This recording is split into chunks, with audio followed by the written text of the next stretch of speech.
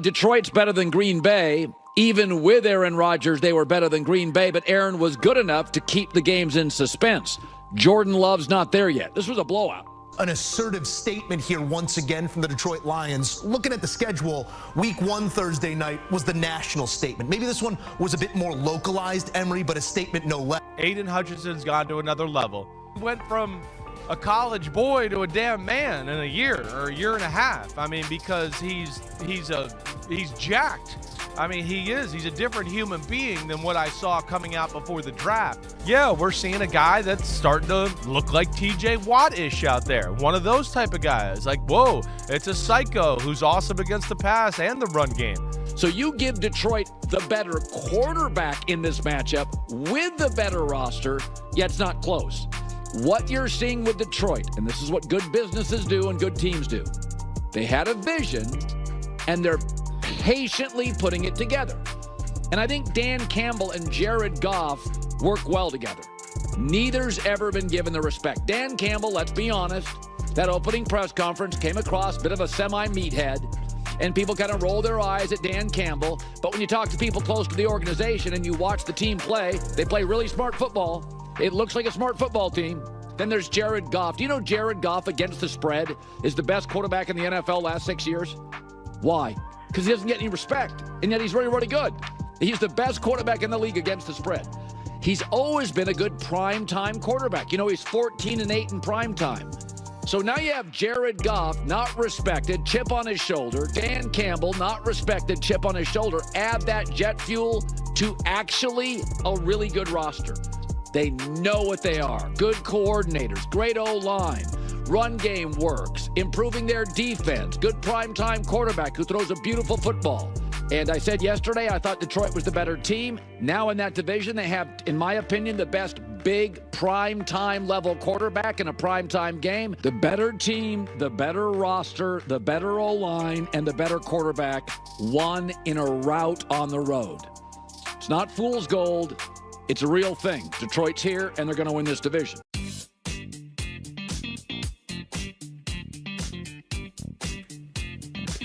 Hey everybody, welcome back to the Hat and Beard Show, you guys. What an exciting week 4 of the NFL you had, especially if you're a Detroit Lions fan, you guys. Hey, it's the Hat and Beard Show. I, of course, am your hostess with the mostest, Hat and Beard, where my pronouns are savage and I identify as sexy. You guys, we got a great show lined up for you today. We're going to take a quick trip around the league to go over some scores from this week's 4 matchups. We had some blowouts, some surprises, and some Swifty nonsense in the Meadowlands. Then we're going to be breaking down, looking at the Detroit Lions week 4, smashing Thursday night prime time over the Green Bay Packers in Lambeau. We're just going to start calling that Ford Field away, you guys. Way to turn out Lions fandom. Way to show up and own another stadium, you guys. Absolutely beautiful to see, you guys. Then we will be wrapping the show up with my favorite segment of the week, you guys.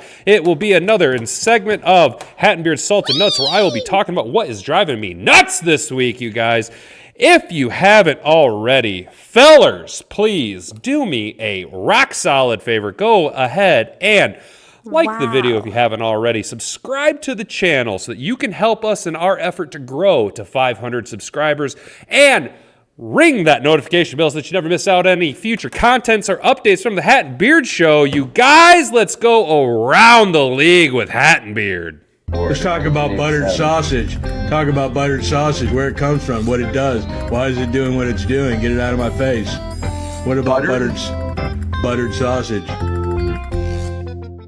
Hoo-ha! All right, fellas, let's get into it. We're going to go back to Thursday night. We already know what happened there. It was a big primetime game. The Detroit Lions going to go into Lambeau and going to upset the Packers 34-20. Then we're going to go next game across the pond. We're going to go over to England to see the Jaguars and their home away from home squaring off. They're going to take on the Atlanta Falcons. They're going to beat the Falcons 23-7. The next game, Colts and Rams had a bit of a nail-biter, went to overtime, but the Rams proved to be too much Matt Stafford goofy white teeth for the upstart Colts. They lose 29-23. Rams with a big road victory there.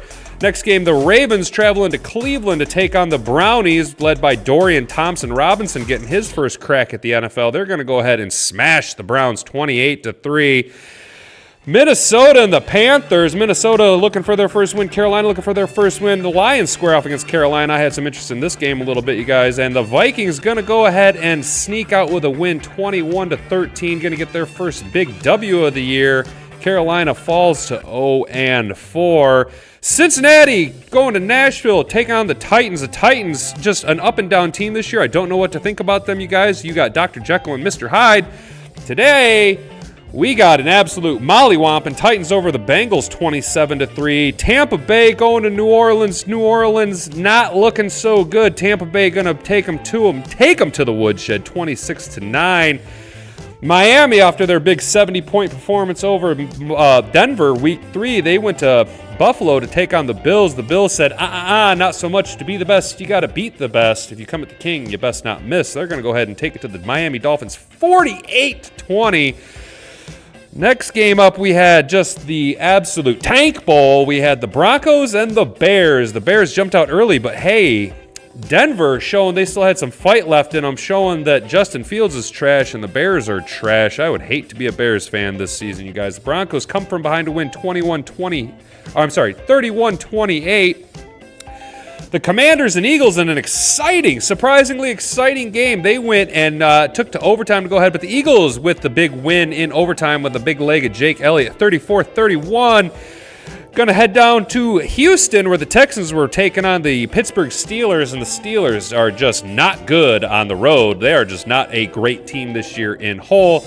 The Texans, surprising, 2 in a row now, you guys. They are looking pretty good in the AFC South. Considering the South is down, C.J. Stroud might break that streak of Ohio State quarterbacks. Texans win big 30-6. Wow, 30-6. AFC West battle, we had the Chargers and the Raiders. Chargers win 24-17. NFC West battle, the Arizona Cardinals taking on the San Francisco 49er Christian McCaffreys, and the San Francisco 49er Christian McCaffrey is going to go ahead and win behind 4 CMC touchdowns. That's 4 CMC touchdowns, you guys. CMC going ahead and beat the Cardinals himself 35-16. Cowboys and Patriots did not look good for New England. Did not look good for New England at all. Mac Jones is not the answer at quarterback. Robert Kraft, you need to stop making Bill Belichick play this man. He either needs some time to develop on the bench, he needs to go to a different organization to get the ghost gone, but Mac Jones looks absolutely terrible. The Cowboys buzzsaw the Patriots 38-3. 38-3. Is that the worst? That might be the worst loss in the Bill Belichick era. Sunday night prime time, Chiefs went into the Meadowlands to take on a hapless Jets team. Colossal waste of talent on defense. And this was an exciting game, The Jets hanging with the Kansas City Chiefs. The Chiefs are not the team that they were last year, 2 years ago, or even the year before that.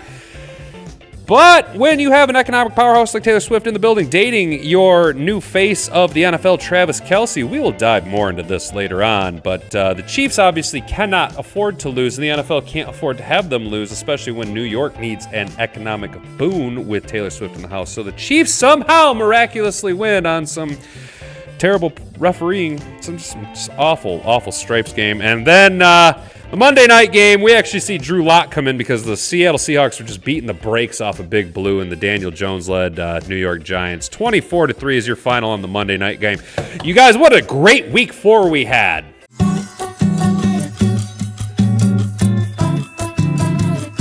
Shoo, man, that was fast. We're trying to get through that fast, trying to keep things quick, tight, and on control here, you guys. On to the next segment, you guys. Let's talk about the Detroit Lions week 4 matchup, and what a week 4 matchup it was. We had a lot of questions coming into this game. We had some questions around the defense. Would they be able to continue their absolute dominance that they had over the Atlanta Falcons in week 3? Could we continue to generate the pass rush that we were getting with our front 4, maybe only sending a 5th guy on occasion? Would Jerry Jacobs hold up in the secondary? Would Jordan Love perform on the big stage? How would we do heading into Lambeau, one of the most hostile territories in the NFL? Every question was answered. Every single bell was rung. Jordan Love is not the man that they thought he was. The Green Bay Packers are tore up with injuries, and the Lions took advantage. The game started off shaky, you guys, as did the Week 3 game. Jared Goff on his second pass attempt of the game throws an interception, which could have been costly, but then our defense dictated the flow of the game. We sacked Jordan Love twice on that drive, pushing them back to a field goal opportunity, and that's all they would score for that half. You guys, the Lions would come out and put up 24 unanswered points on the Green Bay Packers, you guys, in the first half. That was an absolute domination from start to finish. Jared Goff is, as long as Ben Johnson and Jared Goff are in the same franchise together, those two need to be married together and stay with each other for the duration of their career, because they have some type of beautiful mind meld where Jared Goff and Ben Johnson can orchestrate an offense together perfectly. You guys, I want to go back to the first touchdown we threw to Amon-Ra St. Brown. That was an audible play at the line of scrimmage. Jared Goff changed last minute because he knew from the coaching that Ben Johnson had been giving him all week that Rasul Douglas in a certain situation couldn't help himself but jump the underneath route. And sure as salt is salty and ice is cold, you guys, we baited him into it, and Amon-Ra was wide open for a big touchdown, followed by a big Lambeau leap, you guys. Lions went up big and never looked back, you guys. Whether it was Amon-Ra making big catches, Khalif Raymond making athletic plays, big catches, big end around, Sam Laporta showing that he's possibly one of the top 5 tight ends in the NFL as a rookie.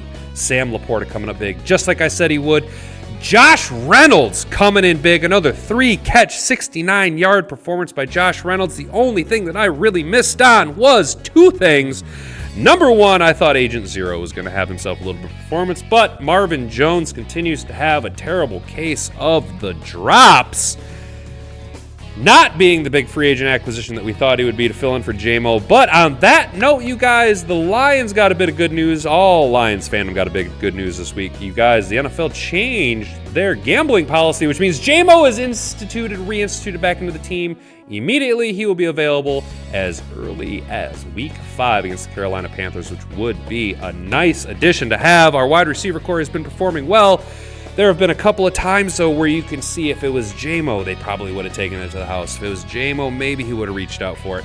I'm not saying J-Mo's the answer. I'm also not saying J-Mo's a bust yet. I don't know what to think of J-Mo. I would love to see J-Mo come in with the exact same energy that the rest of the team has, show that he had the full offseason with Goff to incorporate and learn the offense, build a little bit of chemistry with him. I know it's going to be taking 2 or 3 weeks for them to get on the level as, say, Josh Reynolds, Amon-Ra, Sam Laporta, these guys who have had the offseason, the training camp, all of the first quarter of the season to go ahead and mind meld with one another, make some nice chemistry with one another. But who knows? Maybe J-Mo can come in and be that guy.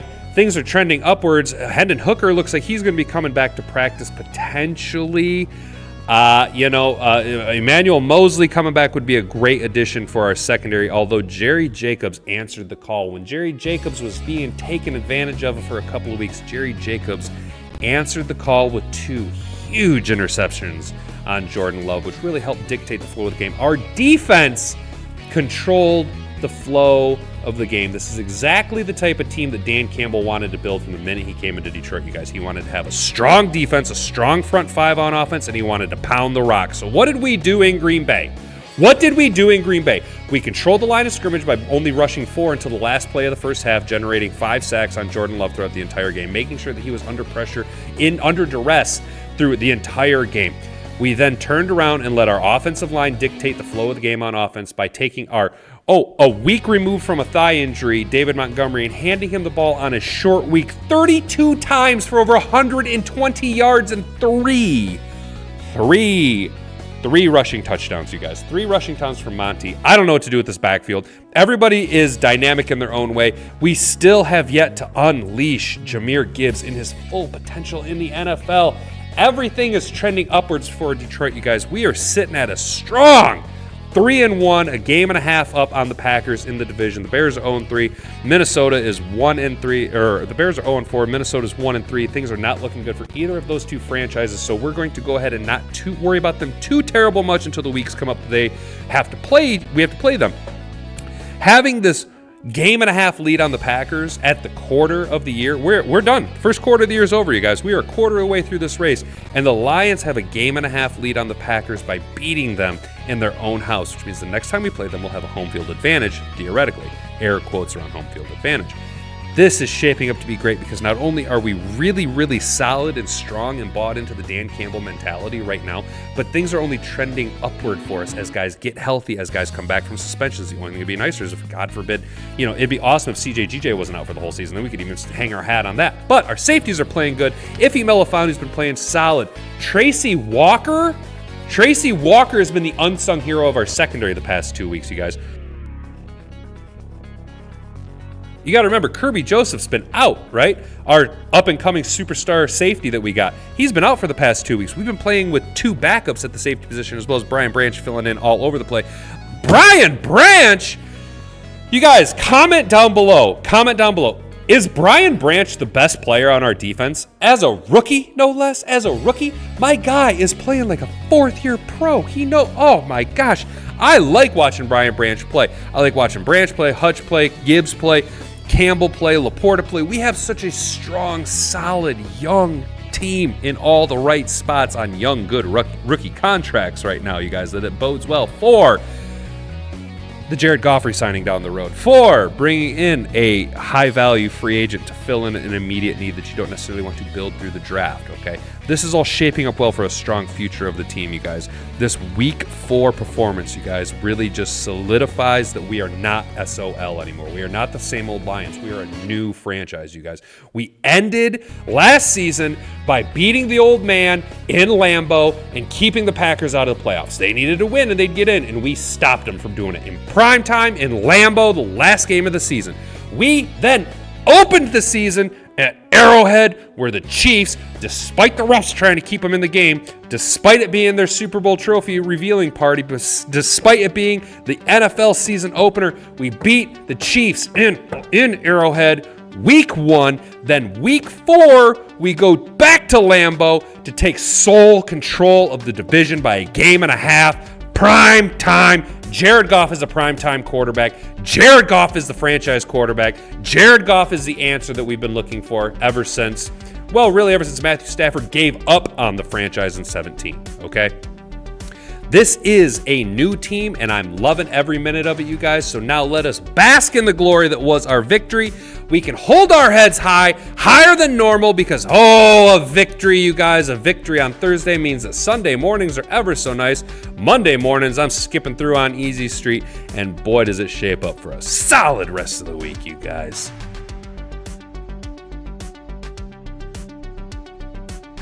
All right, so that's going to bring us to the final segment of the video, y'all. It is my favorite segment of the week, you guys. It is Hat and Beard Salted Nuts, and I'm going to talk about something that has been driving me nuts since last week, Week 3 of the NFL season, when Taylor Swift decided to unveil herself as the newest big Kansas City Chiefs fan, as she is now apparently dating Travis Kelce.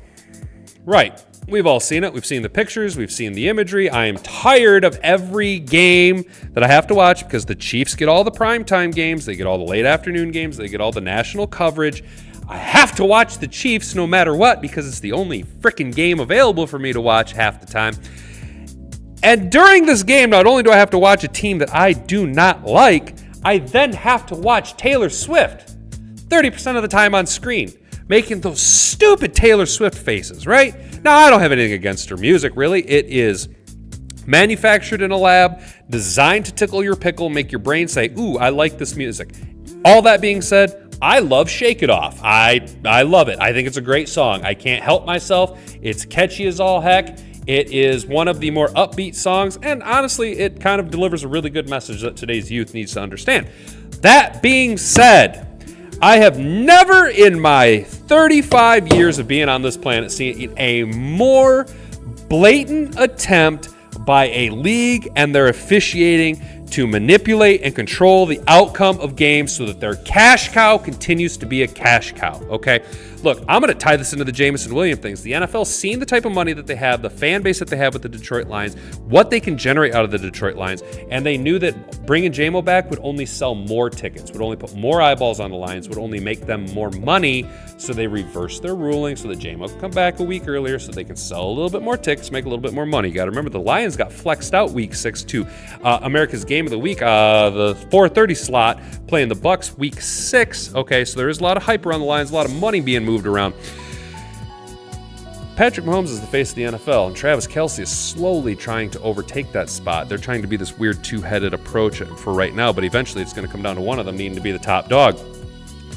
Travis Kelce is a big Swiftie fan. Travis Kelce's made no bones about it, right? Travis Kelce kissed the ring because now we see Travis Kelce doing Pfizer commercials for the jab. We see Travis Kelce in the summer doing